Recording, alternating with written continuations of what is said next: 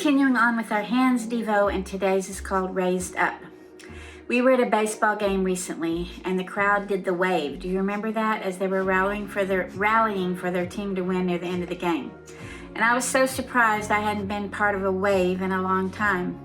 Do you remember when that started? It was exhilarating to be part of the first time the wave became popular.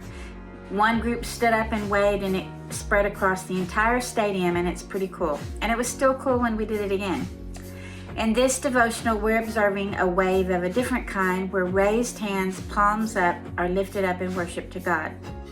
Why and how did this get started, and is there any significance to this act of worship with our hands or not? There are lots of references to raised hands in the Bible, but one particular instance is in 1 Kings 8 about Solomon. If you look at the setting, the people were bringing in the Ark of the Covenant into the temple, and in it were the 2 tablets that Moses had inscribed with the 10 Commandments.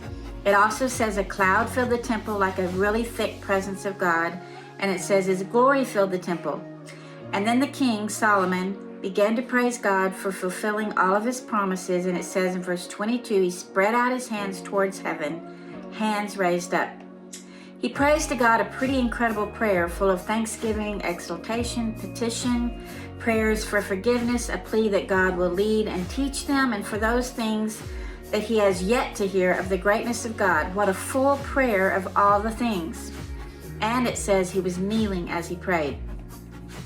So at the end of the prayer, he stood up again, and in verse 54, it says he raised his hands toward heaven, and this time he was finished praying and offered a blessing to the people. He encourages them, reminds them of God's faithfulness, how he never leaves or forsakes, and he again exalts God as being like no other. After they celebrated and made offerings to God, it says the people left with a joyful and glad heart at all the things God had done. Raising up hands is not even a spiritual practice per se, because we all raise hands for all sorts of things. Being scanned at an airport requires us to raise our hands, and it's even uncomfortable there.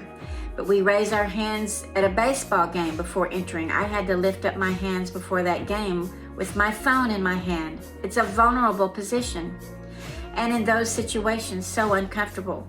Police require those who are apprehended to raise their hands while the police check for weapons, and we often see on shows where people kneel with their hands raised as they surrender to authorities.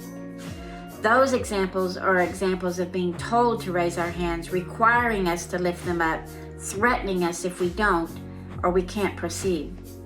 That's not the idea of raising hands in the Bible. Psalm 23 says, "As long as I live, I will bless the Lord and lift up my hands." Psalm 78 says, "Every day I spread out my hands to you." And Psalm 134 encourages us to lift up our hands and bless the Lord. And in 1 Timothy 2, we are encouraged to lift up holy hands in prayer.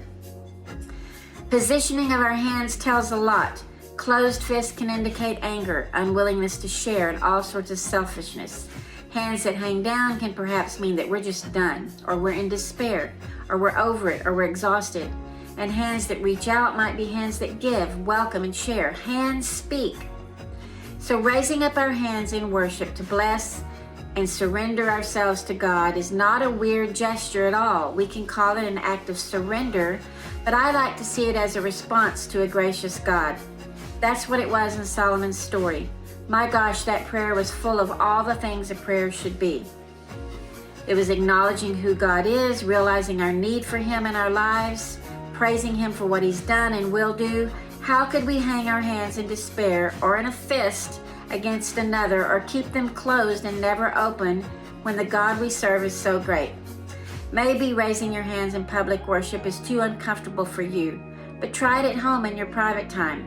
Start by stating the goodness of God in your life. Name his blessings. Posture yourselves in thanksgiving. Rally your heart toward forgiveness, and ask that God teach you and give you the willingness to learn and sit in his presence. And see if your hands don't start to raise in a wave to him. And as you stand and lift them up, you might just start a wave in your home, your family, your city, and the world that reverberates victory in the very last inning. Hands raised up.